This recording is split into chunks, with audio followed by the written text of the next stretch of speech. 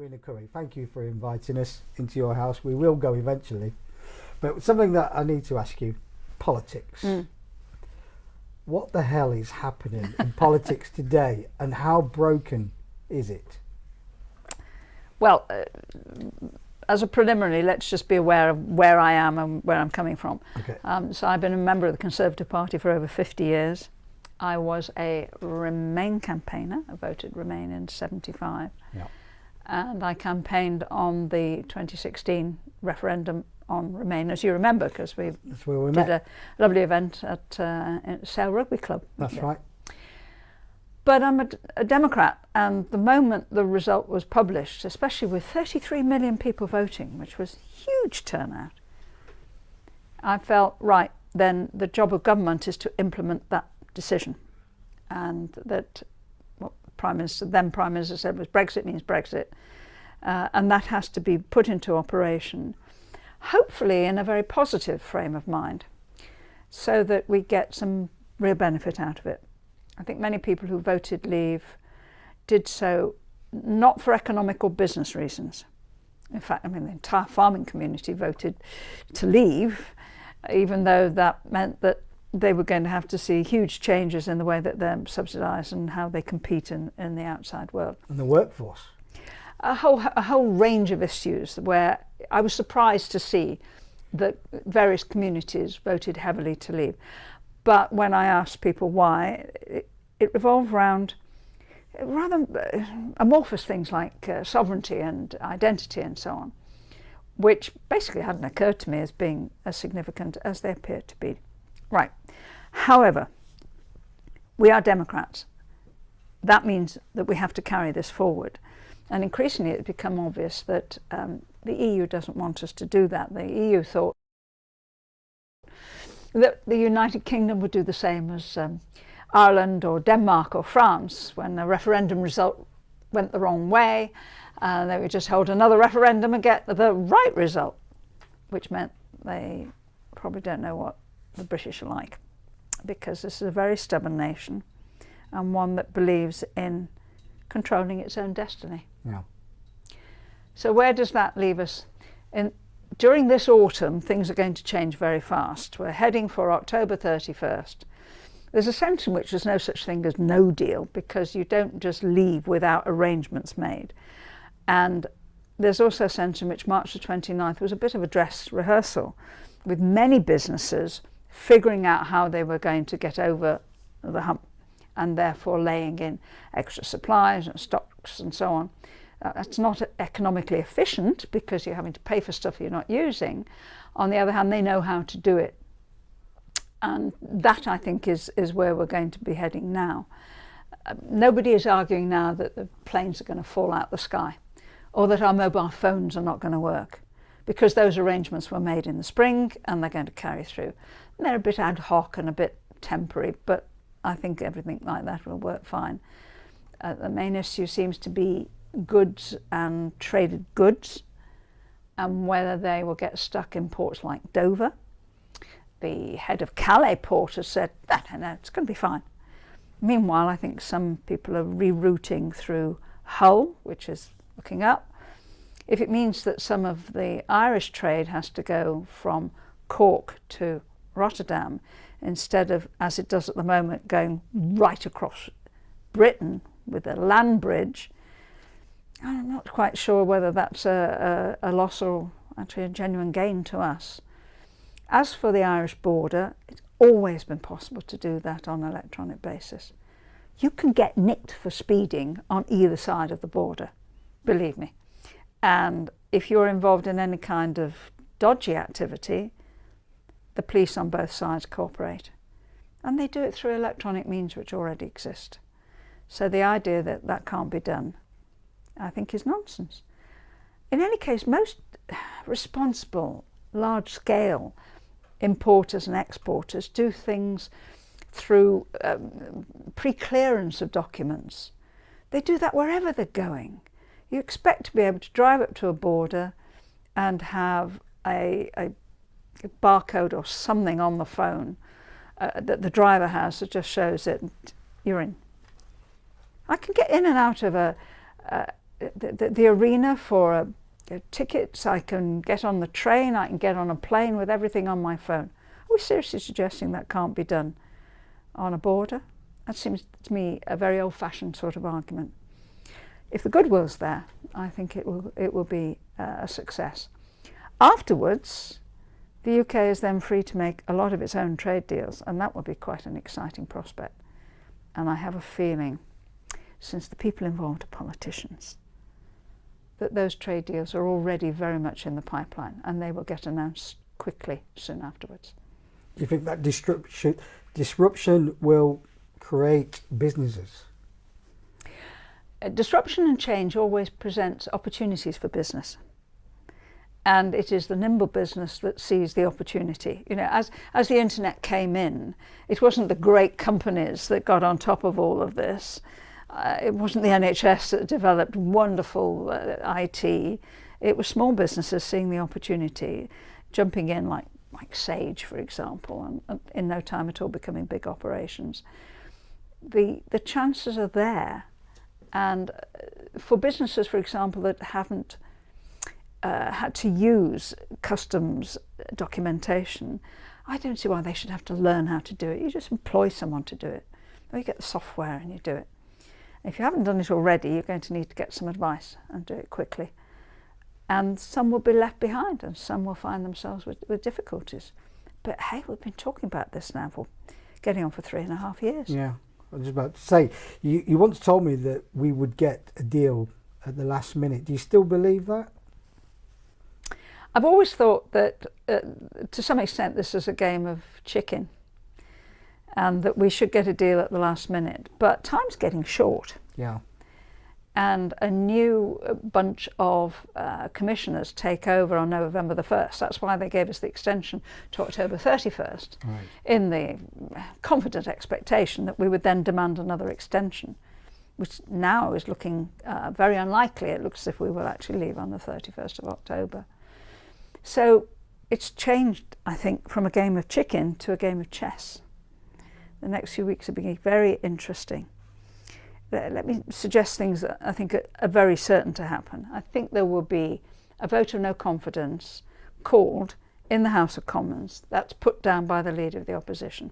It can't be put down by anybody else. It has to be put down by the Leader of the Opposition. But what might happen is that the government wins it. Why might they do that? Plenty of people on the Labour side don't want a general election. They are way down in the polls.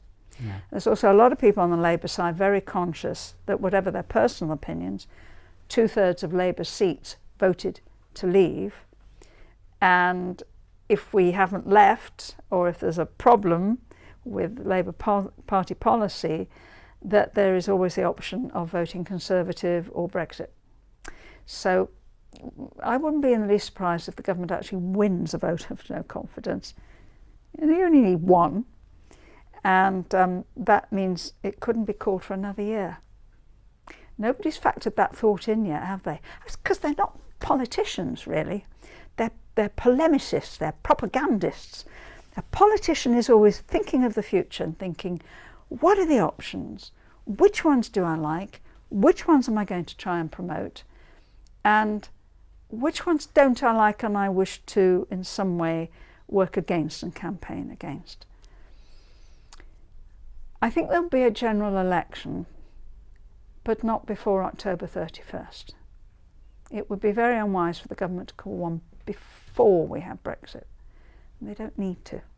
It can be finessed through in such a way that the vote happens in November, by which time we're through and the sky has not fallen in.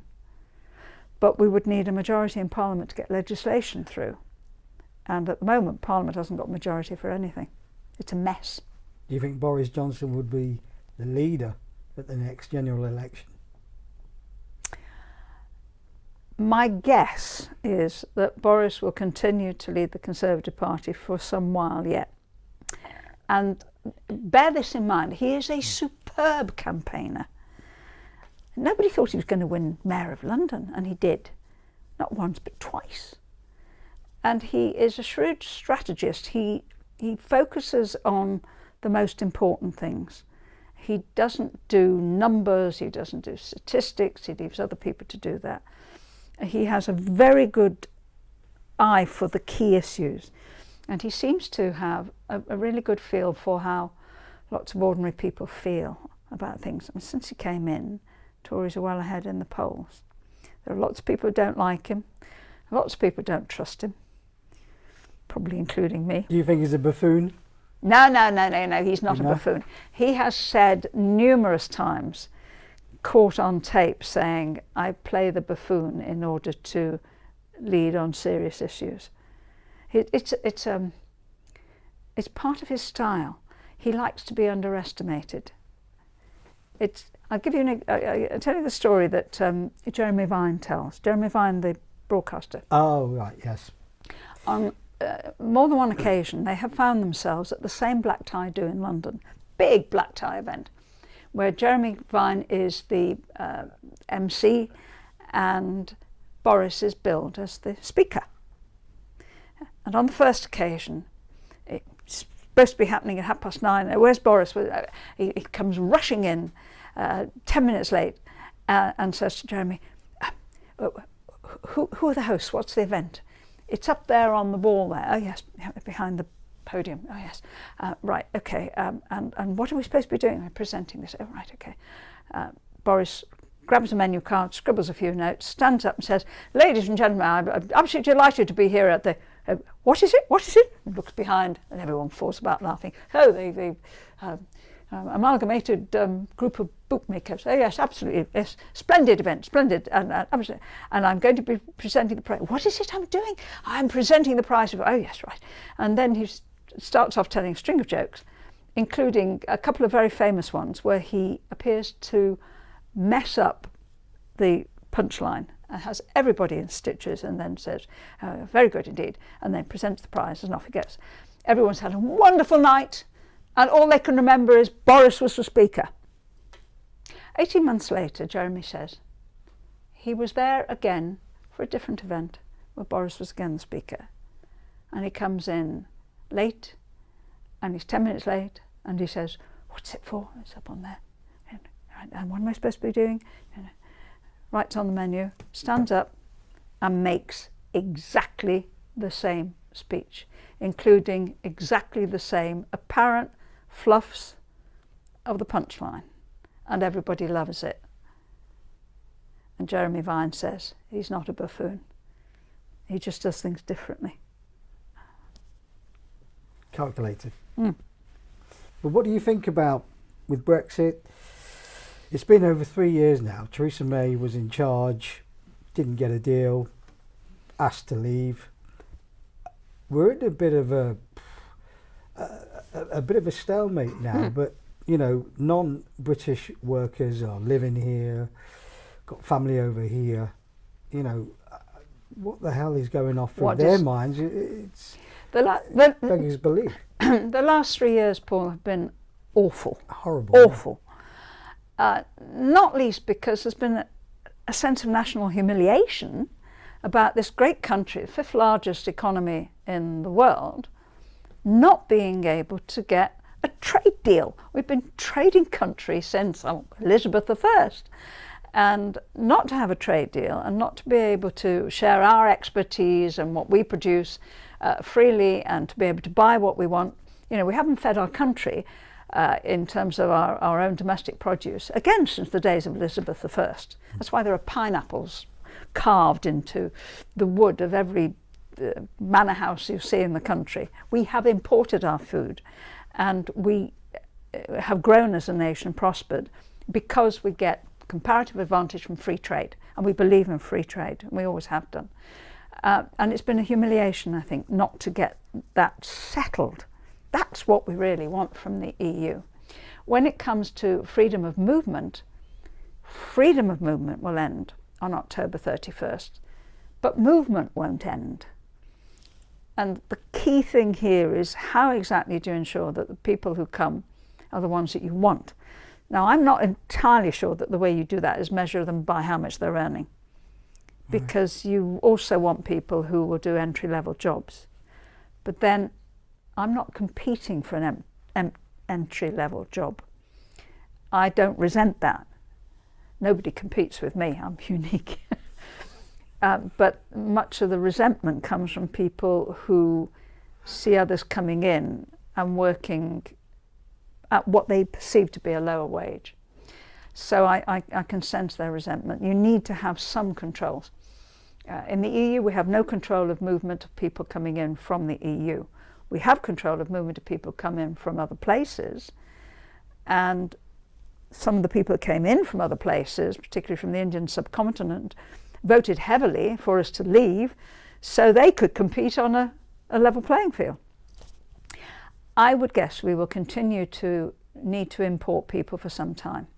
Why? Because actually our working population needs to keep in sync with our non-working population, particularly older people. We've got 15 million people over 65 now, and we have 11 million people over 65. We have 15 million retired people. The population of people over 85 is due to double in the next 20 years.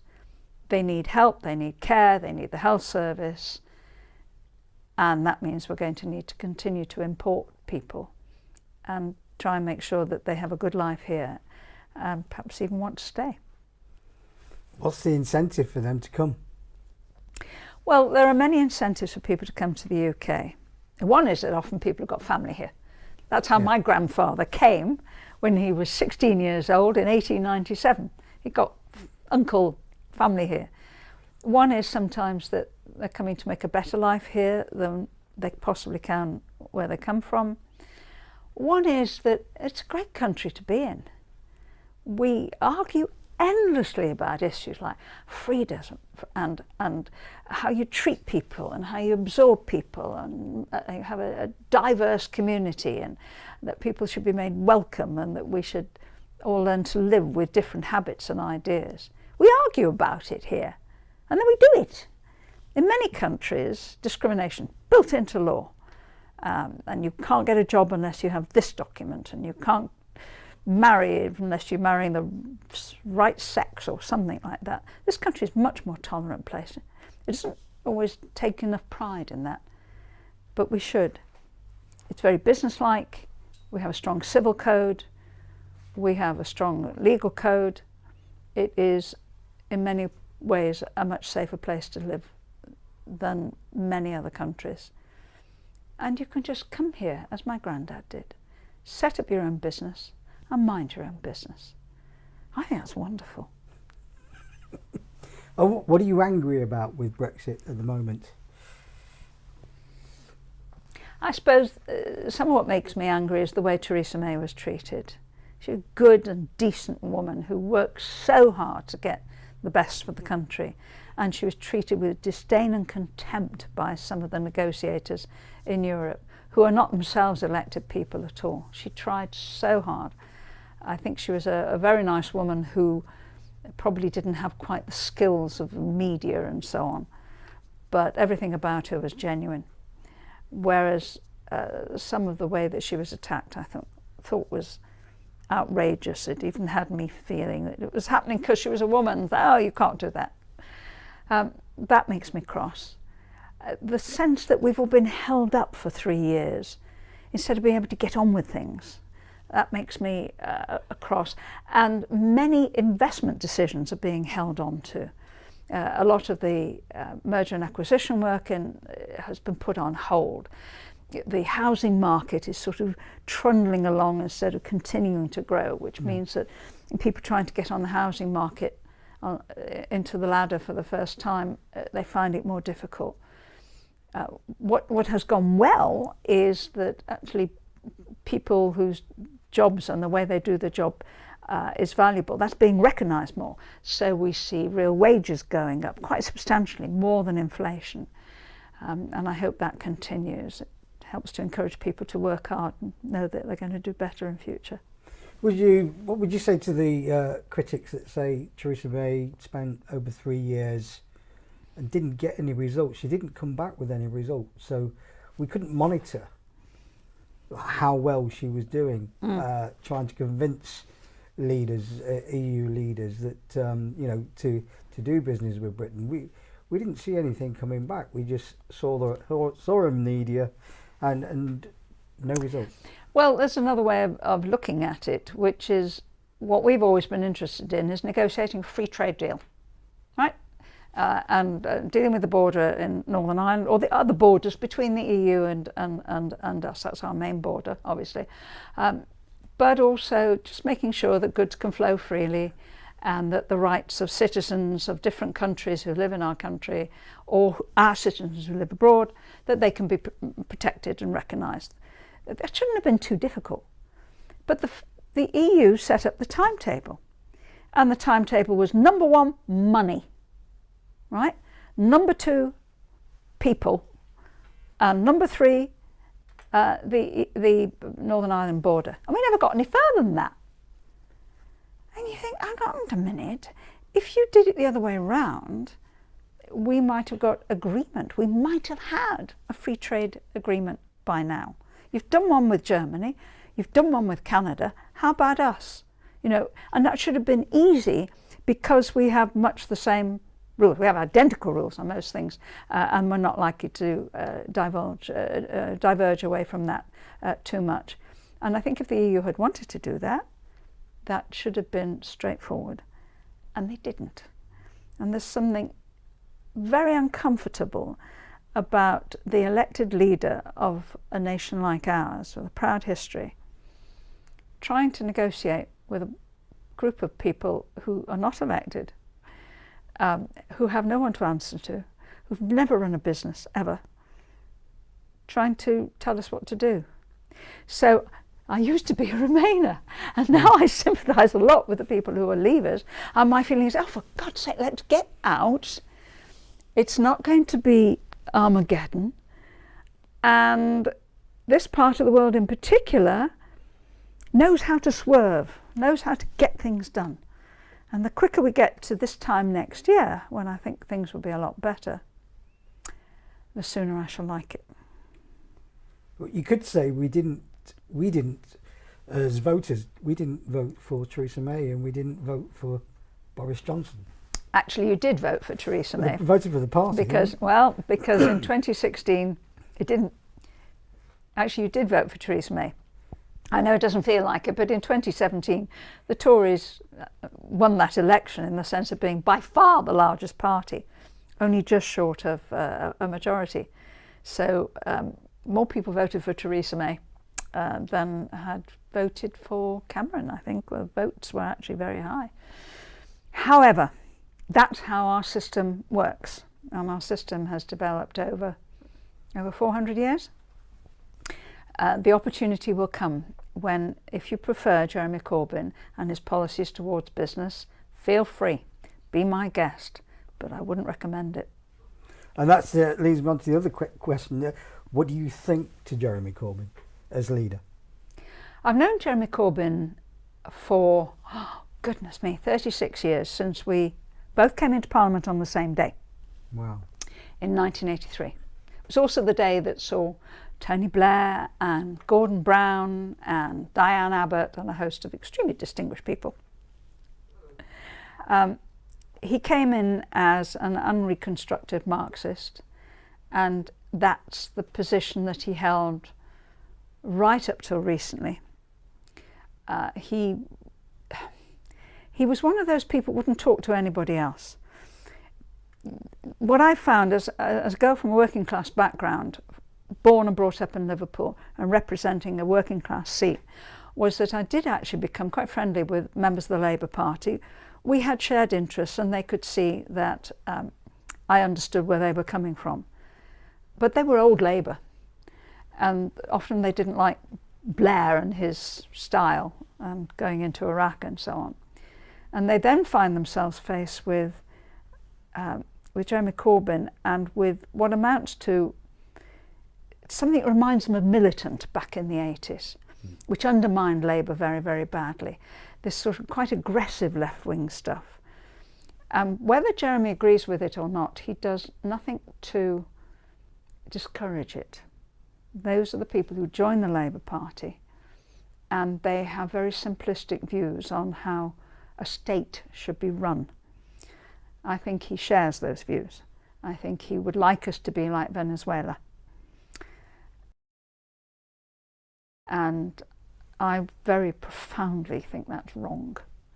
That I want us not to be a centrally planned country where we're in the hands of politicians, any politicians, but particularly not left-wing ones who are anti-capitalist. Capitalism has many faults and always needs some kind of checks and balances, but it's proved to be the best way of enabling wealth to be spread around and for success and for innovation to be brought in and to be shared very, very widely. And I'm a capitalist to my fingertips, and I don't think Jeremy, well, I think people who agree with Jeremy probably hung me by those fingertips for saying that.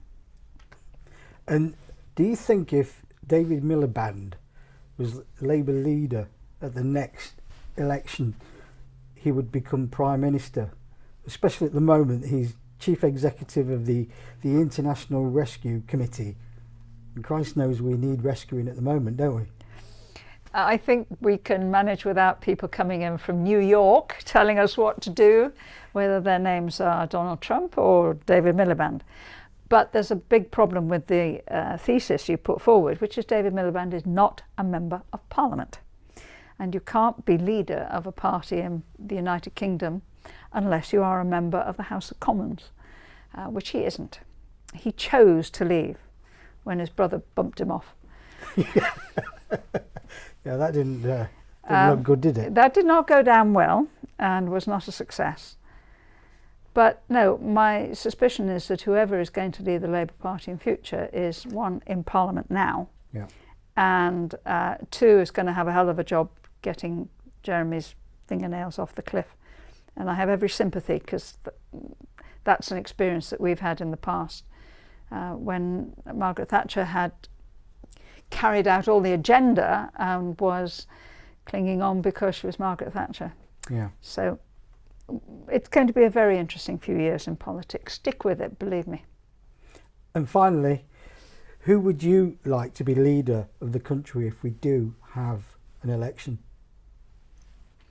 Well, I'm the president of the High Peak Conservative Association for my sins, which means I ought to be out door knocking right now and hoping to win the constituency here, which would mean winning back from Labour, making a difference of 2 to the majority. We're lovely. And I will certainly be trailing in Boris Johnson's footsteps, watching him with great interest. Like him or loathe him, he's box office. And he has an extraordinary ability to speak to ordinary people. Whether he will carry out what all the ordinary people want, he hasn't had a chance to show yet, has he? But I think he will be Prime Minister after the next election. Edwina Currie, thank you very much. Thank you.